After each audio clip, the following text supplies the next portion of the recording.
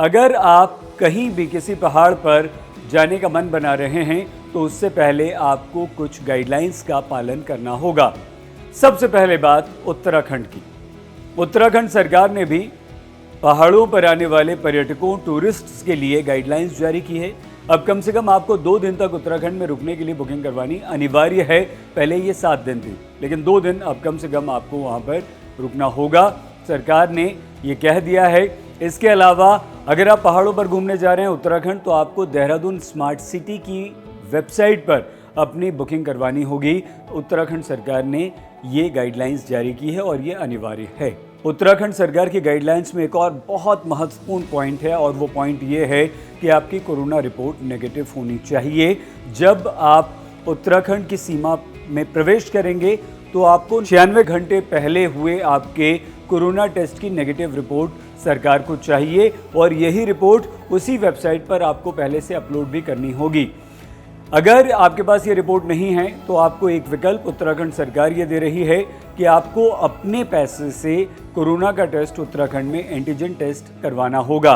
Guidelines में ये भी कहा गया है कि उत्तराखंड के होटल मैनेजमेंट को जो लैब्स टेस्ट करती हैं कोविड-19 की, उनके साथ मिलकर अपने होटल्स में कोविड-19 टेस्ट की व्यवस्था करनी होगी, सुविधा उपलब्ध करानी होगी। और जो टूरिस्ट होटल में चेक इन करते हैं ये सुनिश्चित करना होगा कि उनका कोविड-19 नेगेटिव रिपोर्ट उनके पास है या नहीं। अगर नहीं है तो वो उनका होटल में ही लैब के साथ मिलकर टेस्ट करवाएं, क्योंकि ये सुविधा होटल्स को अब अपने यहाँ करनी होगी। राज्य सरकार ने होम क्वारंटीन को लेकर भी गाइडलाइंस जारी की है। मान लीजिए आप उत्तराखंड 2 दिन से ज़्यादा समय के लिए जा रहे हैं तो आपको 10 दिन के लिए होम क्वारंटीन होना पड़ेगा। इस दौरान आपको अपनी सेहत की निगरानी करनी होगी, और अगर कोविड का कोरोना का कोई भी लक्षण आप में दिखाई देता है तो आपको तुरंत राज्य हेल्थ डिपार्टमेंट को उसकी सूचना देनी होगी। इसके अलावा अगर उत्तराखंड सरकार का कोई अधिकारी भी उत्तराखंड से बाहर जाता है 5 दिन से ज़्यादा के लिए, तो भी उसे कोविड-19 टेस्ट कराना होगा। मान लीजिए आप उत्तराखंड में रहते हैं, आपको कोरोना का कोई लक्षण नहीं है, आप उत्तराखंड से बाहर जा रहे हैं, 5 दिन से कम अगर आप बाहर जाएंगे तो आप वापस जब लौट कर आएंगे तो आपको होम क्वारंटीन नहीं होना पड़ेगा। लेकिन आपको लक्षण नहीं भी है, आप ठीक ठाक भी उत्तराखंड से बाहर गए हैं, 5 दिन से ज़्यादा अगर बाहर रहे हैं और 6ठे दिन अगर वापस लौटते हैं तो आपको 10 दिन के लिए होम क्वारंटीन होना पड़ेगा। खैर, ये तो बात हुई उत्तराखंड की। अब हम हिमाचल प्रदेश के बारे में भी आपको बता दें। हिमाचल प्रदेश में भी टूरिस्ट्स के लिए अब हिमाचल प्रदेश को खोल दिया गया है। पर्यटकों को वहां आने की अनुमति दे दी गई है। आप हिमाचल प्रदेश भी घूमने जा सकते हैं, और इसके लिए आपको ई पास या ई रजिस्ट्रेशन करवाने जैसी कोई भी बात अब नहीं करनी होगी। आप सीधे हिमाचल प्रदेश जा सकते हैं।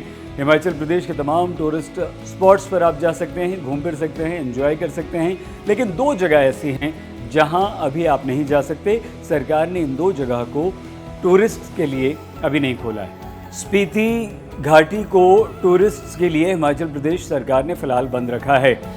हिमाचल प्रदेश घूमने जाने वाले जो सारे टूरिस्ट हैं वो सबसे ज़्यादा स्पीति घूमने जाते हैं, लेकिन स्पीति को बंद करने का एक कारण ये है कि ये एक बहुत ऊंचाई वाली जगह है। इस वक्त वहाँ पर काफ़ी ठंड बढ़ रही है, आगे और बहुत ज़्यादा ठंडक होगी, तो सरकार नहीं चाहती है कि वहाँ पर ऐसे मौसम में टूरिस्ट को भेजा जाए, क्योंकि सोशल डिस्टेंसिंग का पालन कराना मुश्किल होगा और इससे कोरोना फैल सकता है। इसके बाद जो तमाम एक्टिविटीज़ वहाँ पर होती हैं, जैसे ख़ासतौर से jeep safari, package tour, trekking, camping जैसी किसी भी तरह की एक्टिविटी पर 31 अक्टूबर 2020 तक रोक जारी रहेगी। हिमाचल प्रदेश का एक और टूरिस्ट डेस्टिनेशन बेहद खूबसूरत जगह है किन्नौर। किन्नौर को भी बंद किया गया है। 1 नवंबर तक आप किन्नौर भी नहीं जा सकते। ये सेब और ड्राई फ्रूट्स का सीज़न चल रहा है। आर्थिक गतिविधियां वहां पर काफ़ी तेज़ हैं। ऐसे में अगर टूरिस्ट जाते हैं तो सोशल डिस्टेंसिंग का पालन करना मुश्किल होगा और कोरोना फैलने का खतरा बढ़ेगा। और वहां जो अभी सेब और ड्राई फ्रूट्स का कारोबार हो रहा है उस पर भी असर पड़ेगा। हिमाचल प्रदेश उत्तराखंड सरकार द्वारा जारी ये 2 राज्यों की गाइडलाइंस हैं, जहां पर अब आप टूरिस्ट जा सकते हैं, लेकिन गाइडलाइंस का पालन करते हुए।